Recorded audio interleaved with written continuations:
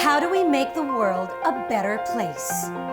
We need to look to the future, to search for sound solutions, to create sustainable practices, to embrace emerging energy. Our energy resources are not infinite. Hence, renewable energy is an essential part of the country's low emissions development strategy. In this episode, we'll talk about energy efficiency, focusing on renewable energy. Hello, I'm your host, Antoinette Toss, and welcome to Emerging Energy, a program that focuses on the energy sector and the impact of conserving energy for a better future. Looking for cleaner, renewable energies is part of the Department of Energy's strategy to protect the environment. Renewable energy resources include geothermal, hydropower, biomass, and ocean, solar, and wind. Projects utilizing these resources may enjoy applicable incentives or privileges under Republic Act 9513, otherwise known as the Renewable Energy Act of 2008. To talk more about renewable energy, we are joined again by our resident expert, DOE's Energy Utilization Management Bureau Director, Patrick Aquino. Great to have you with us, as always, Director Patrick. Very happy to be here, Tony. Thank you so much. And of course, for the sake of our viewers, and of course from your expert perspective, please tell everyone, what is renewable energy? Well, renewable energy is energy that when used is not depleted. And to outline those examples include biomass, geothermal, hydropower, solar, ocean, and wind. It's the big show, as we call it here in DOE. Oh, I love how you put it, the big show. And of course, the future truly is renewable. And so, Director Patrick, can you expound a little bit more? Now, what role does renewable energy have to play in energy conservation and efficiency? Well, renewable energy and energy efficiency go hand in hand towards our decarbonization, our low-carbon future, because it reduces our energy intensity. Energy efficiency and RE complement each other because the more we are able to generate renewable energy and the more efficient we use our electricity resources, the more efficient we become, hence lesser the need for fossil fuels. Thank you so much for saying that, because of course, a fossil-free future is what we truly need to build a better future for all. And speaking of that, Director Patrick, could you tell us how renewable energy can contribute to the lack of energy sources and supply across the Philippines, especially in far-flung areas? Well, the Department of Energy is seeing renewable energy as that go-to energy resource, especially for far-flung areas. For example, solar, wind, hydro, those are available anywhere in the country. That's why in terms of making sure that electricity is provided in those remote areas, we're considering the deployment of those renewable energy solutions. Thank you for expounding on that. Truly, renewable energy is a wonderful path to a just energy transition, and that's what we look forward to, especially for communities that are far from access. And of course, when we speak of renewable energy, Director Patrick, please let everyone know why it is important to the DOE to promote renewable energy. Renewable energy is important to the Department of Energy because it provides us with the energy security. It supports us with energy sustainability because renewable energy is indigenous. It is domestically or locally available, Tony. And that makes it a very valuable resource for every Filipino. Wow, imagine that. Renewable energy is available locally, it is indigenous, and it is infinite. Thank you so much, Director Patrick. Well, it looks like we have a very interesting topic in store for our viewers. Up next, we'll dive deeper into DOE's strategy for promoting the utilization of renewable energy in the country that primarily involves harnessing the power of the sun. Emerging Energy will be right back. We want to save, we want to invest also. And net metering is about reduction of electricity bill, and at the same time, you help the government. It really is designed to empower our consumers by making them producers and consumers of electricity.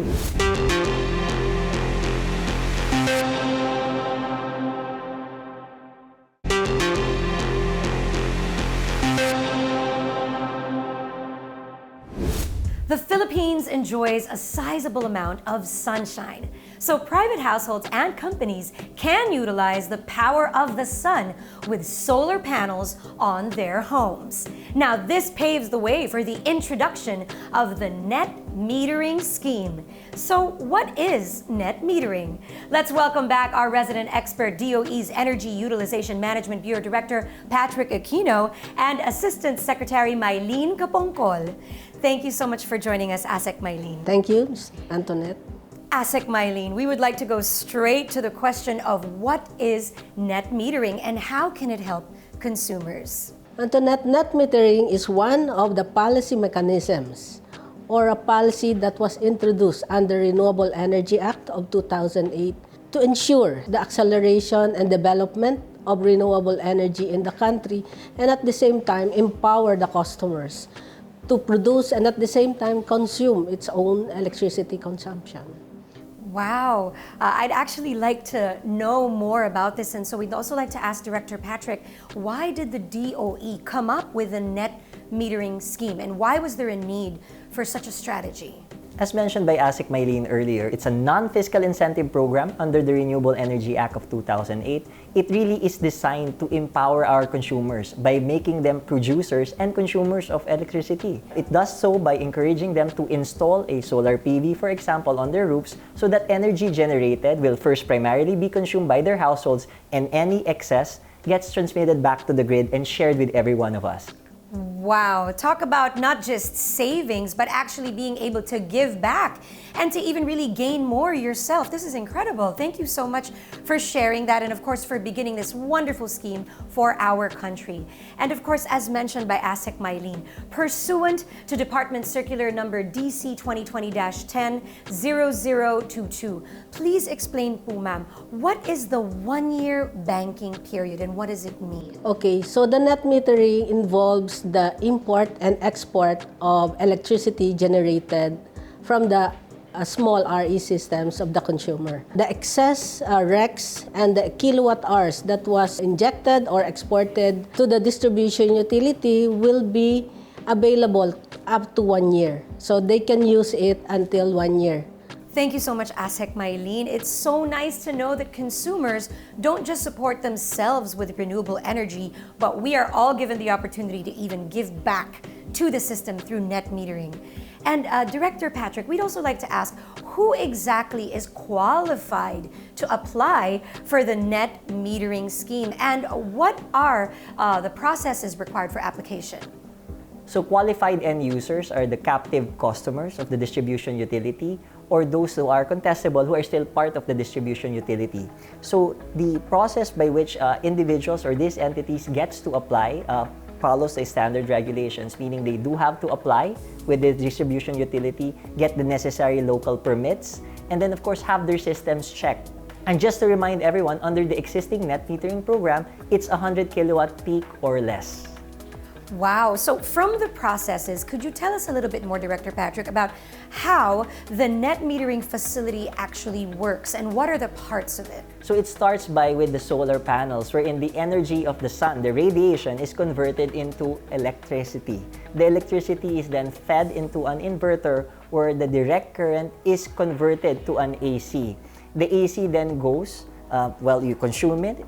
If there's any excess, it goes to a bidirectional meter wherein any excess power or electricity gets exported and it gets measured. So that's how you get the power of the sun, you consume it, and any excess gets shared to every one of us here in the grid. It is renewable and yet it is also not wasted. Everything is recovered and shared. And ASEC Mylene, I have a very exciting question to ask you po that I'm sure our viewers would like to know. How does net metering impact a consumer's electric bill? Of course, no, we want to save, we want to invest also. And net metering is about reduction of electricity bill and at the same time you help the government pursue its renewable energy agenda. Thank you very much. I'm sure a lot of you are curious how you can be a part of this. And of course, wondering, is renewable energy costly? Is it worth it? Well, we're going to talk about more of that and the advantages of investing in renewable energy when emerging energy returns. The government is working with our industry partners in making solar PVs more accessible to them, and there are financial programs available for that. Ang capacity factor kasi ng solar sa Philippines, we are adapting around 16%. Ito yung capability ng technology to produce an electricity on a particular day or time na na-expose siya. Actually, the cost of my electric bills was reduced by half when I was enrolled to the net metering.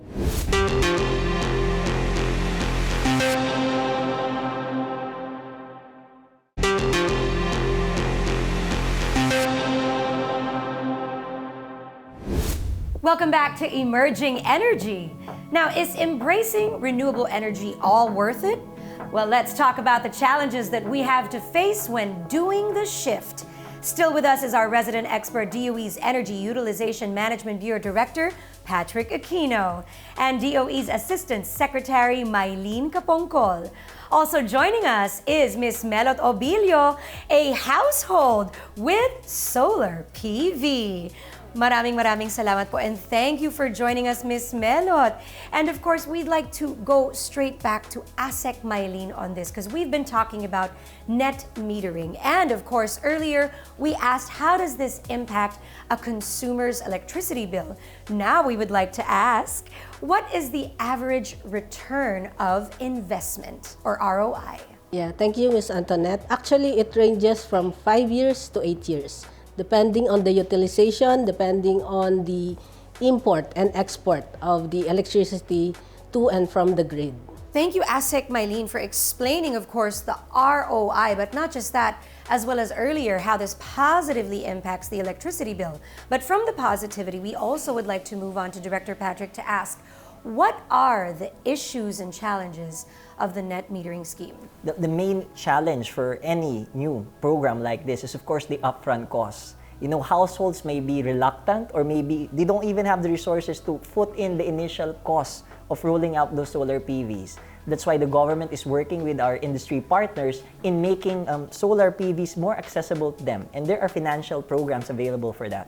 But the other component that the government is working, and it's within their control, is really streamlining how we do the application itself, the permitting process, whether it's in government or the private sector, to ensure that it's expedited, so that the journey of every Filipino going into the net metering program is as smooth, as quick, as easy as possible. That's amazing to see how the DOE is really truly bringing inclusivity and accessibility to renewable energy. Thank you for that as well. And speaking of solar PVs, of course, we have Ma'am Melot with us today, who is representing a household that has it. And before we go on to Ma'am Melot, we'd like to ask ASEC Mylene, just what is a solar PV? How does it work? And how do we know the proper size that we would actually need if we would want one? Solar PV works with the gathering of the sunlight, and then, as mentioned earlier by Director Patrick, it is transported to an inverter and then goes to the supply of the customers. Now, how is the right sizing? Kailangan ang isang consumer alam niya kung ano yung ginagamitan niya ng kuryente and anong gusto niyang serbisyohan or supplyan ng isang net metering facility. So, i-divide lang natin yan. For example, ano ba yung average daily reuse nyo, and then divide it by 30, then you have the average load. And then, ang capacity factor kasi ng solar sa Philippines, we are adapting around 16%. Ito yung capability ng technology to produce an electricity on a particular day or time na na-expose siya. Third is, alin-alin nga ba doon ang gagamitan mo? Saan kakabit yung net metering so that the PV installer will be able to design the appropriate size for the consumer. Kasi hindi rin maganda na mas malaki yung i-install na RE facility kung medyo hindi mo naman magagamit. No? So there has to be technical study, and that can be provided by the solar PV installer. Thank you, ASEC Mylene. And I think it's time that we ask someone that has solar PV on their household, and of course, the wonderful experience that you represent. So please tell us, Ma'am Melot, how much do you need to invest to have solar PVs? And of course, is it worth it? I had my solar PV installed in 2021. and it cost me 200,000 for a 2 kilowatt solar panels. So on the benefits that I have enjoyed, I started enjoying that after I was connected to the net metering. The production of my solar panel was deducted from what I have used to what I have produced. Actually, the cost of my electric bills was reduced by half when I was enrolled to the net metering That's program. incredible. Yeah. Now, I'm sure, Ma'am Melot, our viewers are curious to know how easy or difficult would it be to find contractors to install solar PV? First, I would like to inform them of the availability of the list in the DOE website. Maybe they can refer to that. Or in some other malls, some stalls are offering installation of solar PVs. So it is accessible. Yes, it and is accessible. doable. Yes. Thank you so much for that insight. And in connection with that, are you already enrolled in the net metering program? Yes, ma'am. Can you tell us a little bit more about this wonderful experience? When the solar PV was initially installed, I didn't know about the net metering actually. So I thought it was automatic that my bills would be reduced. My supplier told me that I have to enroll in net metering so that the bills would be reduced and the production of my solar panel would be deducted from what I will be using. So it was the supplier who actually did all the paperwork in my enrollment to the program. That's amazing. So it's not just savings, it's also deductions, deductibles that are reduced from the energy bill. This is truly incredible. Thank you so much once again for your wonderful perspective, Ma'am Melot, ASEC Mylene, and Director Patrick. And now we are moving on to our emoji game with our guests. We have here sets of emojis. Of course, a question will be asked, and whatever they feel about that question is what we will see. And we shall ask them why. Okay, here we go with our first question. In general, investing in solar PV will cost consumers so much less in the long run. Yes or no? Happy or sad? Yay! We have happy faces all across the board, and we'd like to hear more about this. ASEC Mylene. Upfront cost of solar is quite expensive, but in the long run, it will cost you less in terms of the benefits that you will enjoy, the contribution to the society by providing cleaner energy for the utilization of the country.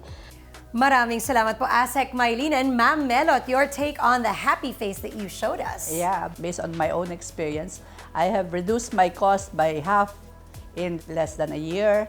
So that would be the most benefit that I have experienced by installing the solar panels. How amazing is that? Thank you for your unique perspective as an actual consumer and user of solar PV. Next statement, do you agree po?